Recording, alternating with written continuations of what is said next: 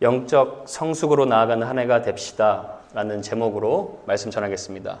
여러분 최근에 축구 선수의 손흥민 선수 아버지 손흥정 씨가 쓰신 책이 화제가 되었는데 제목이 이렇습니다. 모든 것은 기본에서 시작된다. 그 책의 일부분의 내용을 제가 읽어드리겠습니다. 선수가 항상 최상의 컨디션에서 경기를 뛰는 것은 아니다. 최상에 가깝게 컨디션을 유지하고자 애쓸 뿐이다. 그래서 평소 실력과 기본기가 중요하다. 기본기가 좋은 사람은 평균 기량으로 경기를 소화할 수 있다. 참 중요한 말이죠. 이 원리가 신앙 세계에도 그대로 적용이 되는데요. 우리가 살아가는 하루하루를 믿음의 경기로 비유하자면 그 믿음의 경기를 어떻게 뛰는지는 우리 신앙의 기본기가 어떠하냐에 따라서 아주 큰 영향을 받습니다. 그럼 여러분 신앙의 기본기가 무엇일까요? 기본기가 무엇일까요? 하나님의 말씀, 성경 보고 기도하고 전도하고 봉사하고 다 맞습니다. 그런데 그 모든 것을 이제 종합해서 표현하자면 바로 저와 여러분과 하나님과의 사귐이라고 얘기를 할 수가 있습니다. 오늘 살펴볼 요한일서 전체 주제가 바로 하나님과의 사귐입니다. 하나님과의 교제입니다. 당시 사도 요한이 이 주제를 가지고 이 편지를 쓴 이유가 있습니다. 왜냐하면 당시에 거짓된 교사들의 잘못된 가르침으로 인해 수많은 교회들과 성도들이 주님 안에서 기쁨이 없었고 또 잘못된 구원관을 가지고 스스로 자신을 속이며 살아가는 자들이 굉장히 많았습니다. 그래서 사도 요한이 애정 어린 마음으로 이 편지를 쓰면서 편지를 쓰는 목적을 분명히 이렇게 말씀을 하고 있어요. 3절에 우리가 보고 들은 바를 너희에게도 전함은 잘 보세요. 너희로 우리와 사귐이 있게 하려 함이라 라고 얘기하죠. 그러니까 보고 들은 예수 그리스도를 너희에게 전했는데 어떤 사람들은 그 예수 그리스도 안에서 참 사귐이 이루어지지 않고 있는 사람들이 있다는 거예요. 그래서 예수님의 생명 안에서 진정한 사귐이 있기를 원한다라고 말씀하고 있고 또 하나는 우리가 이것을 쓴 이유는 우리의 기쁨이 충만하게 하려 함이라 라고 썼어요. 그래서 주님 안에서 그 사귐 가운데 우리 성도님들의 기쁨이 충만하기를 원합니다. 그 이유로 지금 이 사도 요한이 이 편지를 쓴 것입니다. 그럼 여러분 주님 안에서 기쁨이 충만하려면 어떻게 해야 할까요? 제일 중요한 것이 무엇이냐면 바른 믿음과 바른 가르침을 통해서 계속해서 성장하고 자라나야 합니다. 에베소서 4장에도 나와 있죠. 우리가 하나님의 아들을 믿는 것과 아는 일에 하나가 되어서 예수 그리스도의 장성한 분량에 이르기까지 자라가라. 분명히 얘기하고 있죠. 그래서 오늘 사도 요한이 영적인 성숙을 모든 성도들에게 격려하고 있어요. 그런데 이제 성도들을 부르는데 4가지 호칭으로 분류해서 격려를 하고 있어요. 첫 번째는 자녀들아 라고 부르고 있고 두 번째는 아이들아 그리고 청년들아 그리고 몇 절이죠? 13절, 14절 두 군데에는 아비들아 라고 말하고 있습니다. 그래서 저는 이 4가지를 간단하게 살펴보기를 원하는데요. 첫 번째 자녀들에서 이렇게 말합니다. 12절을 한번 같이 보실까요? 12절 한번 같이 읽어보겠습니다. 시작. 자녀들아 내가 너희에게 쓰는 것은 너희 죄가 그의 이름으로 말미암아 사함을 받았으며. 자 여기서 이제 자녀들이라는 말은 이제 원어로 테크논이라는 말인데 갓 태어난 아이를 말합니다. 여러분 사람이 성장하고 성숙해지려면 가장 먼저 필요한 조건이 무엇입니까? 어렵지 않아요. 일단 태어나야 돼요. 그렇죠? 태어나면 생명이 살아있다는 거고 그러면은 시간이 지남에 따라 저절로 성장하게 되어 있죠. 신앙생활도 똑같습니다. 말씀의 젖을 달라고 울기 시작하려면 그러면 하나님의 자녀로 일단 새로 태어나야 합니다. 그렇죠. 오늘 사도 요한이 하나님의 자녀로 태어난다는 것이 무엇인지 분명하게 말씀해 주는데 그게 12절에 나오죠. 너희 죄가 예수님의 이름으로 말미암아 용서를 받았음이라. 여러분 신앙생활의 시작점이 바로 여기에 있습니다.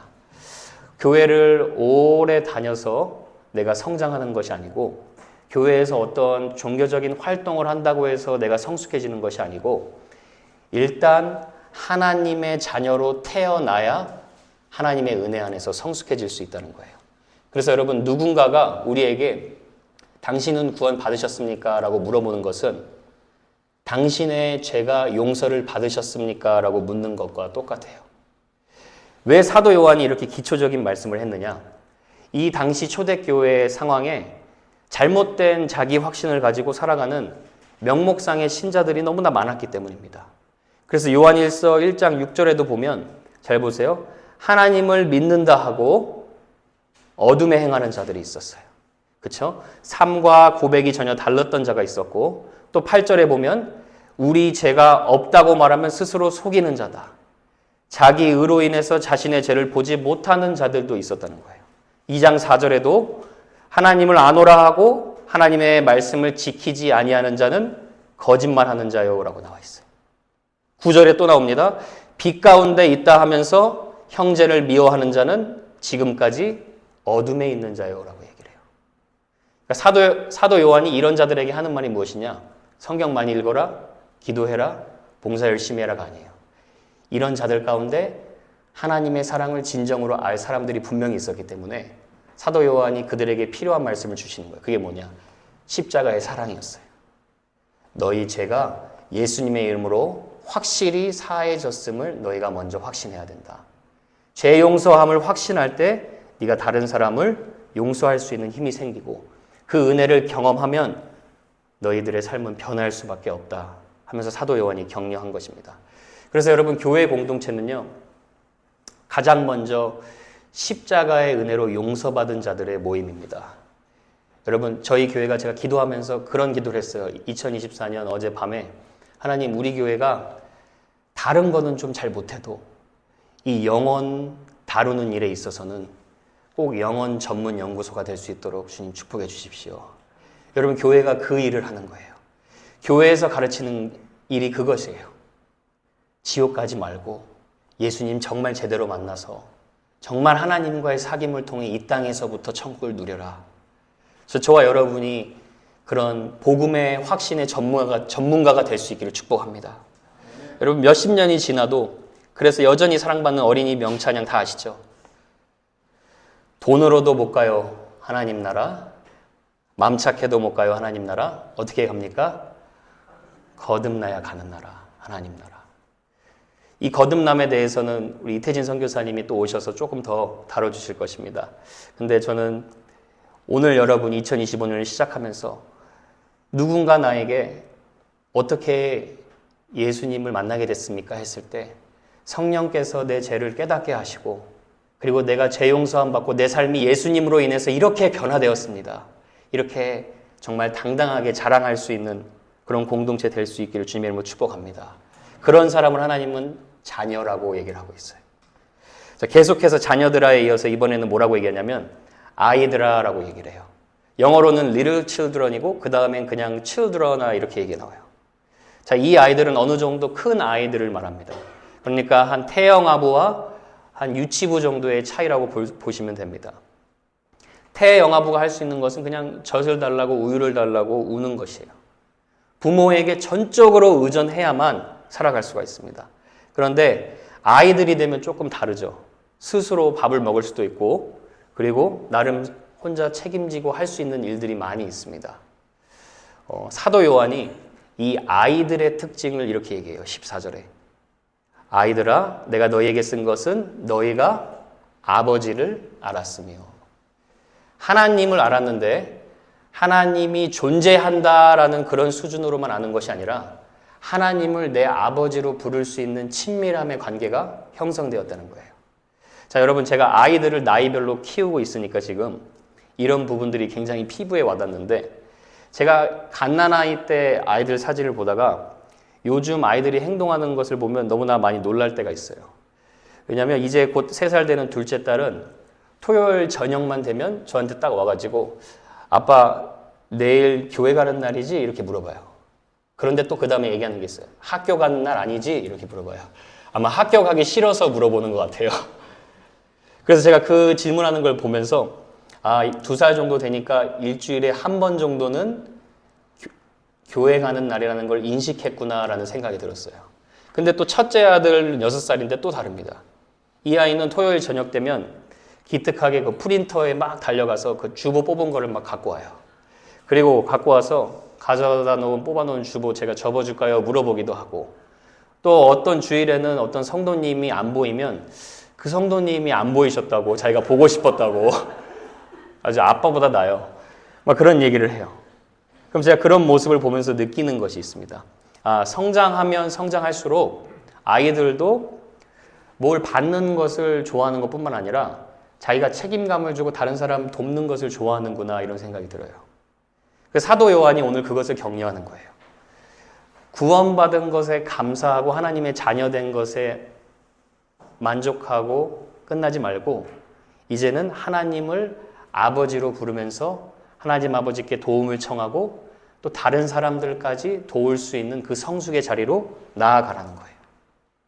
그래서 2024년에는 저와 여러분이 하나님 말씀에 순종하는 연습을 했으면 이제는 더 나아가서 옆에 사람들을 볼 수 있어야 돼요. 주변의 형제 자매를 보면서 혹시나 내가 기도해주고 일으켜주어야 할 지체가 없는지 그 눈이 열려야 하고, 또 2024년에는 우리가 하나님의 사람으로 이것저것 절제하는 삶을 살았다면 2025년에는 하나님의 시선과 마음을 가지고 어떻게 내가 선한 일에 더 헌신할 수 있을까? 어떻게 하면 나를 더 드릴 수 있을까? 이 자리까지 나아가라는 거예요. 그래서 여러분 2025년에는 내가 은혜 받고 회복되는 그 은혜의 담장을 넘으셔서 나의 삶을 통해 다른 사람까지 복을 받고 형통해지는 은혜가 여러분을 통해 임하기를 축복합니다. 여러분, 하나님이 지금 약속하시는 거예요. 믿음으로 받으셔야 합니다. 하나님이 여러분 통해 그렇게 하시겠다는 거예요. 하나님이 여러분 삶 가운데 그렇게 일하실 줄로 저는 확신합니다. 세 번째로는 13절로 다시 돌아갈게요. 지금 좀 순서가 뒤죽박죽인 것 같은데 제가 나중에 설명을 드리겠습니다. 청년들아를 먼저 살펴볼게요. 13절에 보니까 청년들의 특징이 무엇입니까? 내가 너희에게 쓰는 것은 너희가 악한 자를 이기었습니다. 자, 신앙의 청년들의 특징이 있어요. 악한 자를 이긴 경험이 있는 자들이라는 거예요. 자, 어떤 특별한 이적과 체험을 경험했다라기보다 내가 죄와 싸워서 승리하고 사탄의 유혹을 분별해서 그것을 떨어뜨리고 하나님의 뜻대로 순종한 살아있는 경험을 있는 신앙인들을 말합니다. 이 자들이 청년들이에요. 제가 이번에 최근에 여러분 작년반 분들과 이제 말씀을 함께 공부하면서 어떤 한 성도님이 그런 말씀을 하셨어요. 제가 이 말씀 묵상하는데 기억이 나서 제가 하나님 안에서 다시 이런 꿈을 꾸기 시작했다, 이런 얘기를 하시더라고요. 제가 그 말을 듣고 얼마나 이제 기뻤는지 모릅니다. 그분이 작년분인데 나이가 있으신 분인데 하나님 안에서 다시 하나님을 위해 내가 이러한 소원을 품고 살아가기를 꿈꾸기 시작했다는 거예요. 여러분, 다시 한번 말씀드리지만 이 순서는 나의 순이 아니라 신앙의 성숙의 순이에요.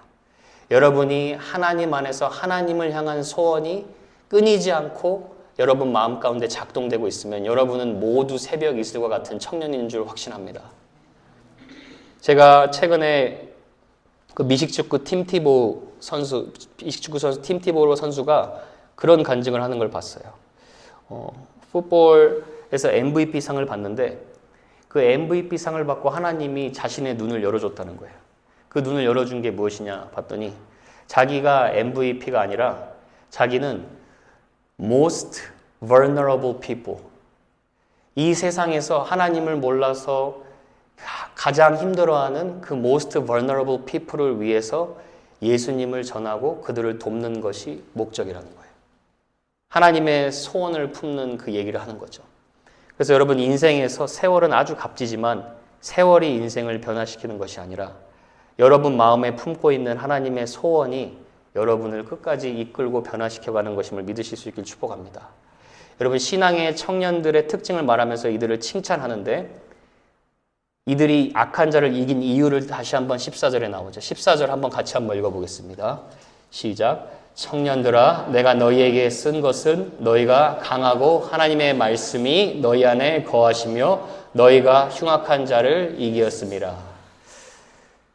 또 말씀입니까? 맞아요. 결국 또 말씀입니다.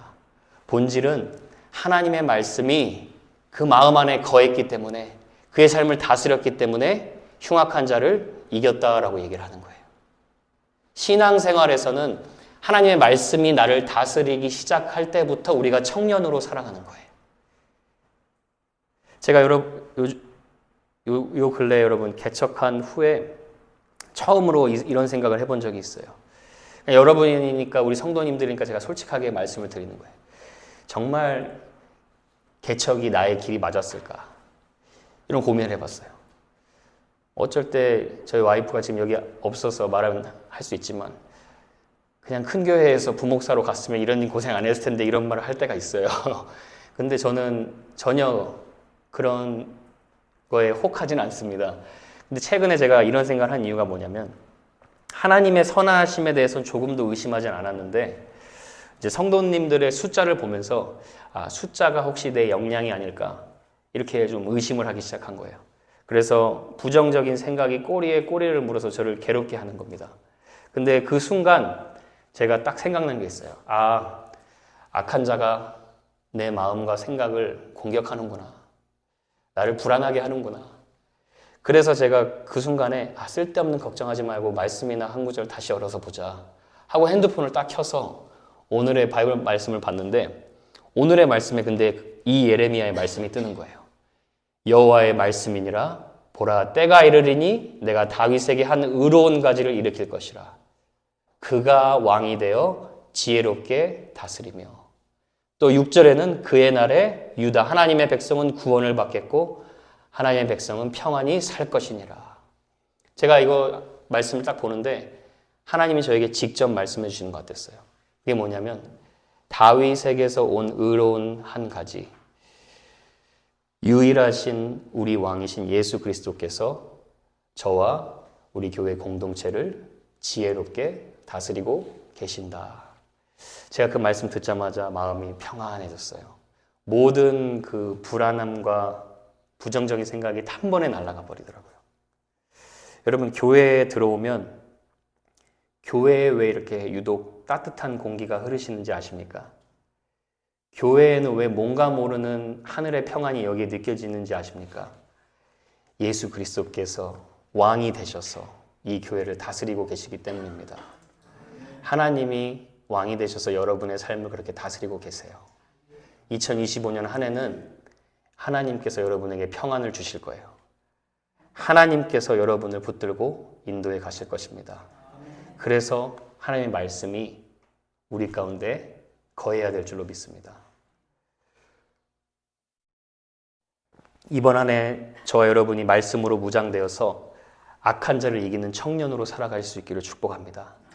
마지막으로 아비드라라고 얘기를 합니다. 아비들은 누굴까요? 무르익고 성숙한 신앙인들이겠죠. 구원의 확신도 분명하고 또 구원의 감격과 기쁨이 있고 또 악한 자를 이긴 경험을 수도 없이 많이 한 자들이 아비들이겠죠. 근데 오늘 기록한 순서를 보면 요한이 아비를 제일 나중에 기록하지 않고 뒤죽박죽 이렇게 13절, 14절 중간중간 사이에 기록을 했어요.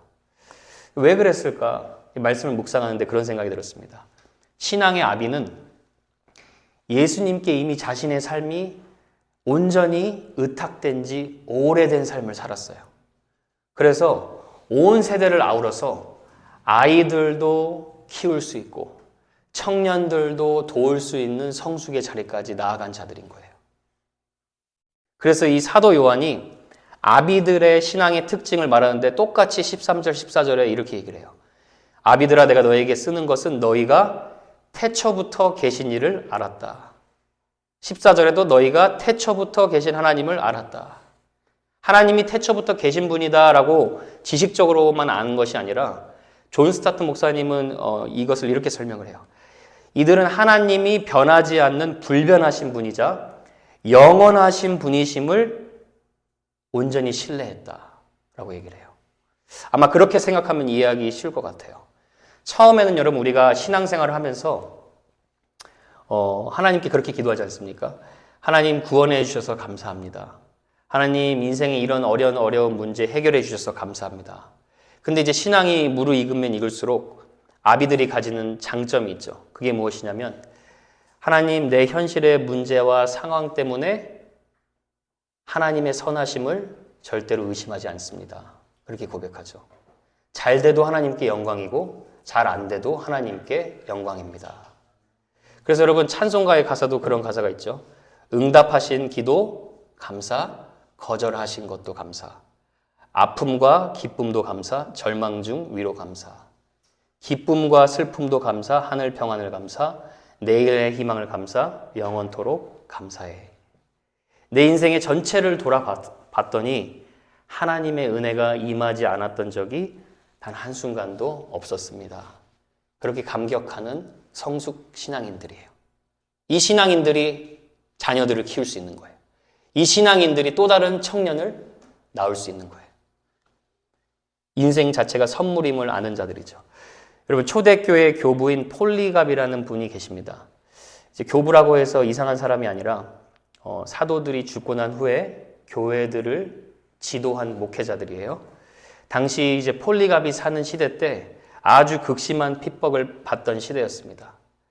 그때 당시에는 예수님을 주님이라고 고백하면 굶주린 동물에게 산채로 집어던져서 죽게 되고, 그리고 고문과 박해 속에서 수많은 기독교인들이 동굴에 숨어서 은둔 생활을 했어야 합니다. 이 폴리갑이 늦은 노인의 나이 때도 주님의 말씀을 계속해서 전하면서 산 거예요. 그래서 당시 로마 재판관에게 잡히게 되고 그 재판관이 이 폴리갑에게 묻습니다. 당신이 기독교 신앙을 버리면 살려주겠습니다. 그때 폴리갑이 한 고백이 이 고백이에요. 나는 86년 동안 그리스도를 섬겨왔는데 그분은 단 한 번도 나를 부당하게 대하신 적이 없습니다. 그런데 내가 어떻게 그런 나의 구원하신 나의 주님을 버릴 수가 있겠습니까? 아름다운 고백이죠. 이렇게 고백하고 나면 다니엘 세 친구처럼 풀무불에 들어가서 머리카락 하나 안 타고 나와야 되는데 이 고백을 한 후에 그 자리에서 산채로 화형을 당하게 됩니다. 근데 그 화형을 당하게 되는 순간까지도 그 성도들의 증언에 의하면 끊임없이 하나님을 찬양하고 기도하는 소리가 그 불구덩이 소리 안에서 들렸다는 거예요. 그 폴리갑 당시 타는 모습이 금처럼 빛이 나고 아주 향기로운 냄새가 넘쳐났다는 구전이 흘러내려오고 있습니다.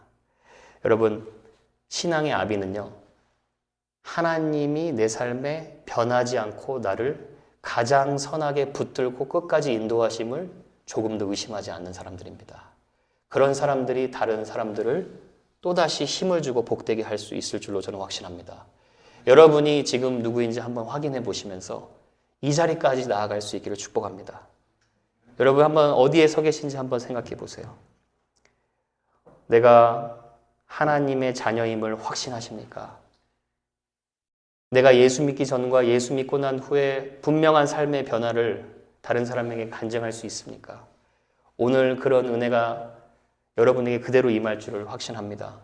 그리고 여러분이 아직 아이들이라면 청년회까지 단계로 나아갈 수 있기를 축복합니다. 하나님을 친밀히 아는 그 수준에서 넘어가서 하나님의 말씀이 내 안에 거해서 일상생활을 통해서 하나님을 경험하는 그 경험을 경험할 수 있을 줄로 확신합니다. 마지막으로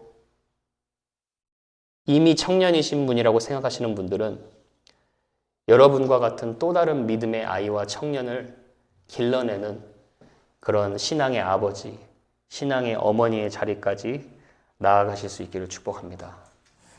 올 한 해 여러분 그렇게 영적의 성숙의 한 해로 나아가는 그런 복된 공동체가 돼서 예수님 안에서 우리의 사귐이 기쁨으로 충만할 수 있기를 축원합니다. 같이 기도하겠습니다.